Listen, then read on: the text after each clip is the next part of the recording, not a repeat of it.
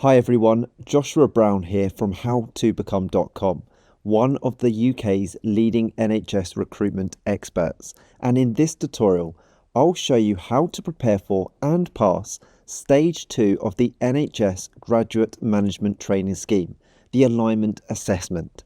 This stage is your chance to show who you are beyond the application form, to demonstrate that your values, your motivation and behaviour align with the NHS. So watch this video until the end because I'll share 2 example answers and my top 3 insider tips to help you stand out from the competition. Now stage 2 takes around an hour to complete and includes timed video responses and scenario-based questions. You'll be given time to prepare before recording each answer, and you'll even have a chance to practice each question type before the real thing. Once you finish, you'll receive a personal feedback report, and if you pass, you'll move on to the virtual assessment centre. Now, stage 2 is called the Alignment Assessment because it measures how closely your values, your communication style, and your decision making align with the NHS Constitution.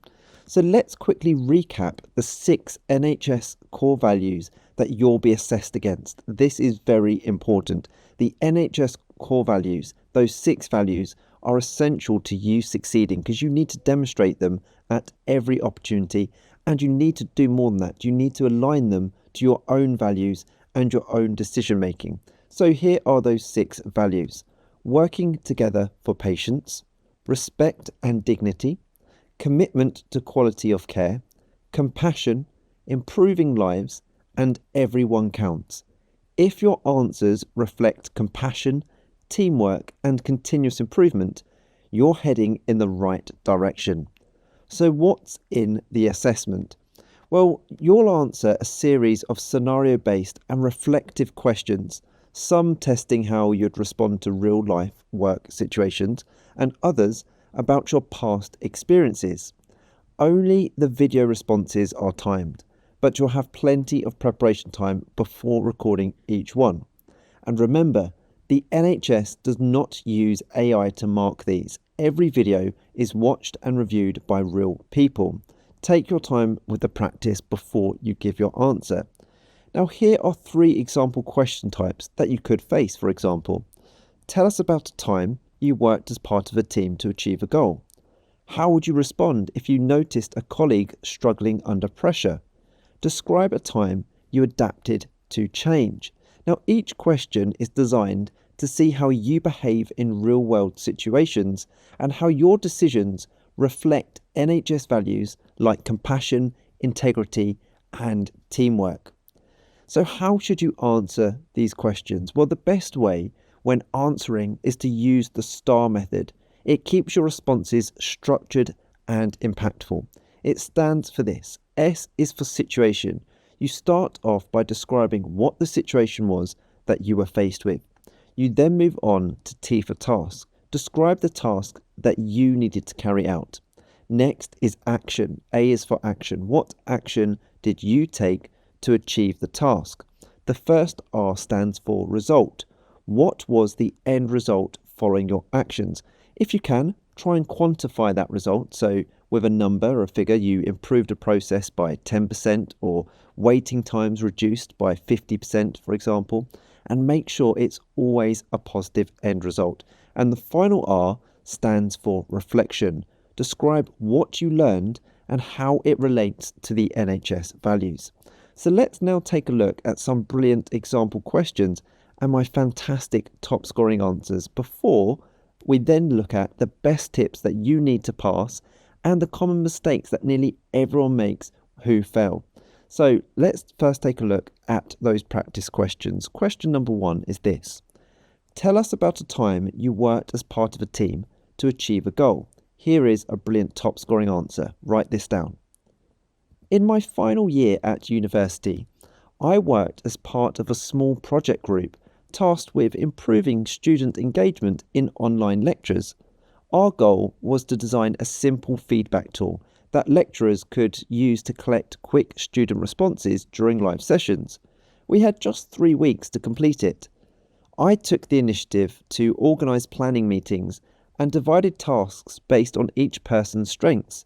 When one team member fell behind due to illness, I checked in with them regularly and shared part of their workload to keep us on track. We completed the project ahead of schedule, and the department adopted our tool for future courses. Our supervisor praised us for our teamwork and communication. This experience taught me the importance of teamwork, compassion, and adaptability. I learned that supporting others during challenges strengthens both the team and the outcome, something I'd bring to every role in the NHS. Okay, let's take a look at question number 2. How would you respond if you noticed a colleague struggling under pressure? In my previous part-time job, I noticed a colleague who was clearly overwhelmed by a heavy workload and becoming visibly stressed. I wanted to ensure their well-being was supported while also helping the team maintain performance. I approached them privately, listened to how they were feeling, and offered to help with immediate tasks to reduce pressure. I also encouraged them to speak to our supervisor for additional support and resources. They appreciated the conversation, took a short break, and after adjustments were made, their confidence and productivity improved. The overall team morale lifted as well. I learned how vital compassion, respect, and effective communication are in maintaining a supportive work environment. These are values I'd carry into any NHS role, where teamwork and care for colleagues directly impact the quality of patient care. That's a brilliant answer using that STARR structure that shows respect, compassion, and effective communication. Now, let's take a look at some very important aspects in preparation for your Stage 2 video interview. Now, when recording your answers, create a calm, distraction-free environment. Use a laptop or desktop, not your phone. That's very important. Ensure good lighting and a quiet room. Keep your background tidy and neutral. And make sure you also look directly into the camera. Smile, that's very important, and speak naturally. You want the assessors to focus on you, not what's going on behind you. Make sure the room's clean and tidy. And preparation is key. Before the assessment, spend time reviewing the NHS values. Understand what each one means in practice. Think of 3 or 4 personal examples that demonstrate leadership, teamwork, compassion, and adaptability. Practice speaking them aloud using that STARR structure that we just went through, and make sure your reflections clearly link to how you'll apply those lessons within the NHS. And finally, take advantage of the official practice questions provided before you begin. They'll help you feel calm and confident. Now, here are some very common mistakes to avoid. Try to avoid giving generic answers that could apply anywhere. That's a big no-no. Make sure they're specific to the question they're answering and specific to the NHS values that they're assessing against. Don't forget to mention those NHS values. They should flow naturally through everything you say. That's why your preparation is key. Make sure you avoid sounding scripted or robotic and keep your answers clear, concise, and positive. You can do that by using that STARR structure. And finally, check your environment. No distractions, no poor lighting, and no background noise. Now, after Stage 2, so after completing the alignment assessment, you'll receive a feedback report. Use it to reflect and improve for future stages. If you are successful, you'll be invited to the Virtual Assessment Centre. That stage includes group activities and interviews. So practicing reflection and values-based examples now will give you a real head start. Here are my 3 top tips to help you pass. Number 1, live the NHS values. Always show compassion, teamwork, and integrity in your decisions. Tip number 2, be reflective. The assessors want to see that you can learn and grow from your experiences. Tip number 3, be authentic. Don't try to sound perfect.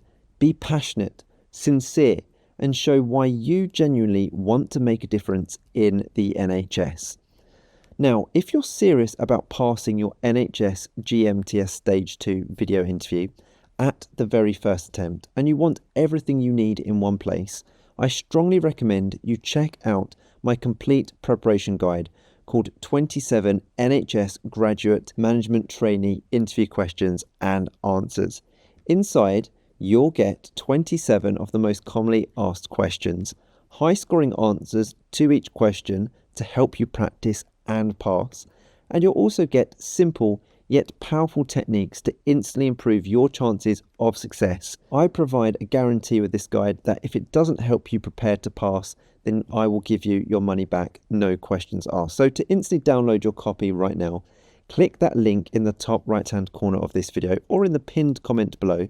It will take you through to my website, howtobecome.com, where you can get instant access to this powerful resource. With this guide, you'll have everything you need to confidently pass your NHS Graduate Management Training Scheme video interview at the very first time.